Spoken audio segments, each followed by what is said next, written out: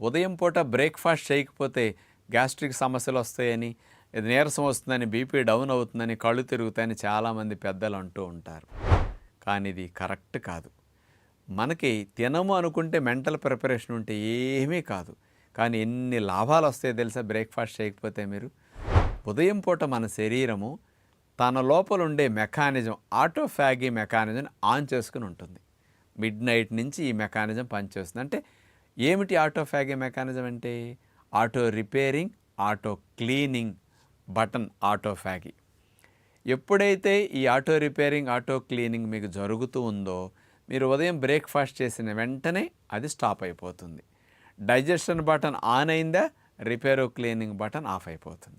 అదే మీరు బ్రేక్ఫాస్ట్ చేయకుండా ఉదయం 11, 12 వరకు ఒట్టి నీళ్ళ మీదే ఉన్నారనుకోండి, ఏమీ త్రాగకుండా,